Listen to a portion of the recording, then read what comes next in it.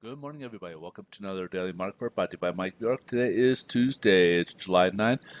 We got a couple items on the economic calendar today, so we'll start off with a pretty good high impact one. It's the NFIB Small Business Index. This is kind of for the month of June. So this is an index that kind of gauges the confidence level for small businesses, and they're important primarily because they do make up the bulk of the employment out there, creating the jobs and everything.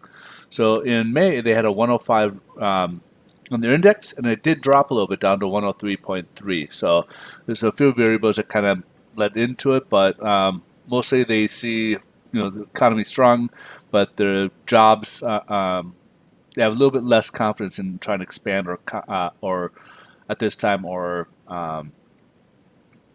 adding more jobs and stuff. So there's a kind of a little stallment right there for them right now. They're not seeing it bad, but they're just trying to kind of wait and see where things move.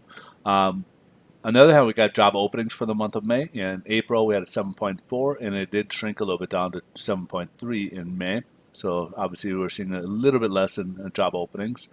So let's jump ahead here to the news. Stock market is mixed. Nasdaq's the only one so far in positive territory, whereas the other ones are in negative. So today we got Jerome Powell speaking, but the investors will be listening for any clues, but most likely we'll get the clues from Jerome Powell tomorrow when he meets with the House and Congress for Wednesday and Thursdays, meeting with House and Senate.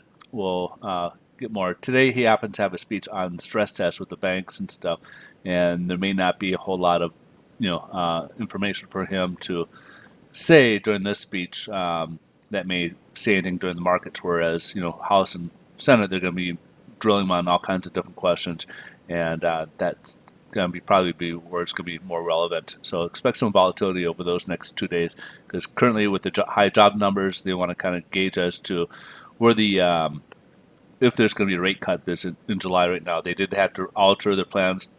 There were some out there that believe there might be a half a point cut. Right now it's still pretty certain that there'll be a quarter cut, but again, they want to see what's ahead, hear from the man himself. Also on the docket today, we do hear that there's some new preliminary tariffs on the board on steel from China to Mexico. There's been some investigations going in, and they've been finding that there might be some dumping.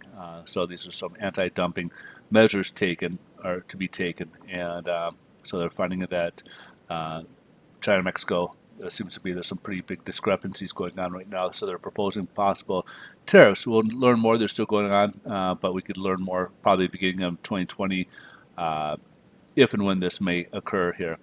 Also on the docket, we have some trade tension going on between South Korea and Japan.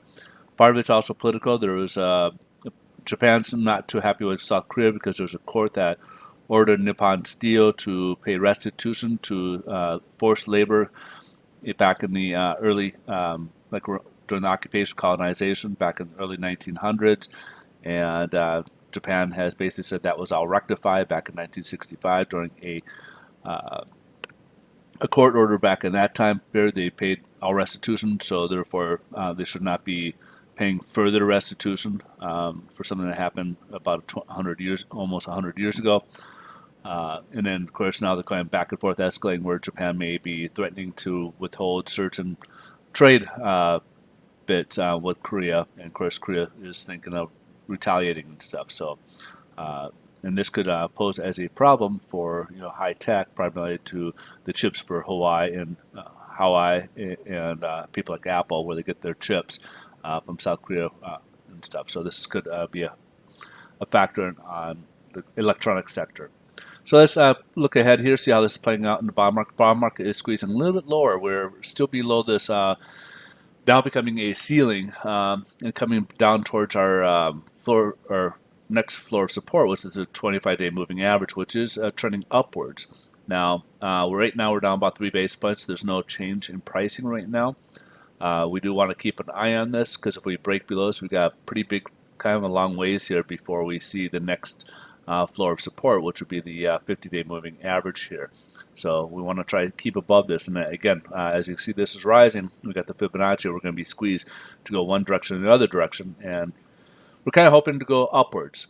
So let's kind of jump ahead, and then as you can see here with the Right now at the treasuries yields, we're above this, which has been pretty strong support in resistance. Now it's becoming support. It's also meaning it's 25-day moving average and sitting at right around the 204, 2.04 range, so just above its level as well. Again, this could be getting squeezed and maybe pushed further down as well. All right, so that's pretty much a wrap on there. Mortgage rates are unchanged, but if you guys are looking to buy or refinance, I am a loan officer. I work with a lender who does all 50 states. We are home to a couple proprietary loan products called the All-in-One Loan and the Home Funded. On top of all that, we do cover the basics like jumbo, conventional, Fannie and Freddie, FHA, VA, USDA. Then we also offer niche loans for investors, for self-employed borrowers with bank statements, foreign national loans. So if you need to look into refinance or buy, contact me. You could DM, direct message me, and we'll see how we can help you out. You guys have a great rest of your day. Thanks so much for watching. We'll catch you guys tomorrow. Bye-bye.